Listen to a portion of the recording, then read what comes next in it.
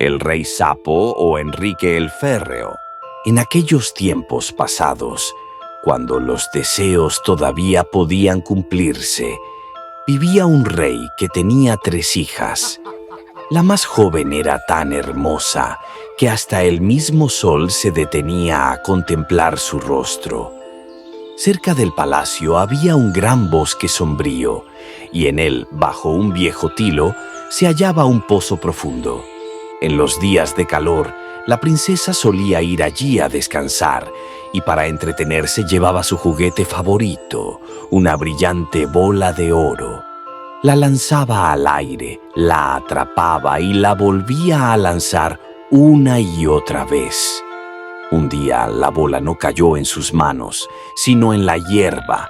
Rodó hasta el borde y se hundió en el pozo.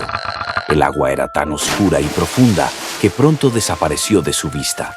Entonces la princesa rompió en llanto, cada vez más fuerte, hasta que una voz se dejó oír desde el agua.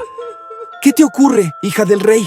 ¿Por qué lloras con tanto desconsuelo que hasta una piedra se compadecería de ti? Ella miró hacia el pozo y vio un sapo que sacaba la cabeza. Lloro, Respondió. porque mi bola de oro ha caído al pozo.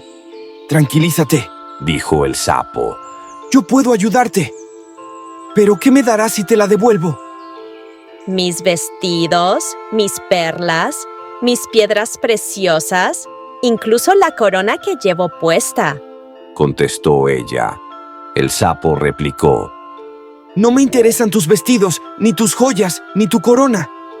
Lo que quiero es que me aceptes como compañero, que me dejes sentarme contigo, comer de tu plato, beber de tu vaso y dormir en tu cama.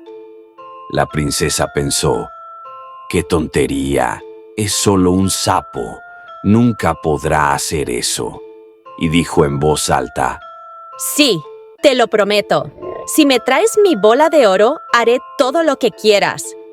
El sapo se sumergió en el agua y al poco rato salió con la bola en la boca. La arrojó a la hierba y la princesa, llena de alegría, la tomó y salió corriendo hacia el palacio, olvidando por completo su promesa. ¡Espera, espera! Gritó el sapo. ¡Llévame contigo! Pero ella no lo escuchó. Al día siguiente, mientras la princesa cenaba con el rey, se oyó un ruido que subía por la escalera de mármol. ¡Chap, chap, chap! Llamaron a la puerta y una voz gritó. ¡Hija del rey, ábreme! Ella corrió a ver quién era y al abrir encontró al sapo. Horrorizada, cerró de golpe y volvió temblando a la mesa. El rey, extrañado, le preguntó. ¿Qué ocurre, hija mía? ¿Es acaso un gigante el que te atemoriza? No, padre. Respondió ella. Es un sapo repulsivo. ¿Y qué quiere de ti? Preguntó el rey. Ella le contó lo sucedido junto al pozo y cómo había prometido que el sapo sería su compañero. Lo que uno promete, debe cumplirlo. Dijo el rey con firmeza. Ve y ábrele la puerta. La princesa obedeció. El sapo entró, saltó hasta la mesa y pidió. ¡Acércame tu plato para que comamos juntos! Ella lo hizo a regañadientes. El sapo comió con apetito mientras la princesa apenas probaba bocado. Al terminar, dijo. Estoy cansado. Llévame a tu cuarto y prepárame tu cama de seda. Ella comenzó a llorar, pero el rey se enojó. Nunca desprecies a quien te ayudó cuando lo necesitabas. Sin remedio, la princesa llevó al sapo a su habitación y lo dejó en un rincón. Pero él saltó hasta la cama y dijo. Estoy cansado. Quiero dormir bien como tú. Si no me subes, se lo diré a tu padre. Ella, llena de furia, lo tomó y lo arrojó contra la pared con todas sus fuerzas. Ahora descansarás en paz, asqueroso sapo. Al caer al suelo, el animal ya no era un sapo, sino un joven príncipe de bellos ojos y amable sonrisa. La princesa quedó sorprendida Y él le dijo con voz serena: No te asustes ni te enojes conmigo. No soy lo que parezco. Una malvada bruja me convirtió en sapo y nadie podía liberarme sino tú. Solo cuando una princesa aceptara compartirme su mesa y su lecho, la maldición se rompería. Tú has sido la elegida y desde ahora soy tu compañero fiel.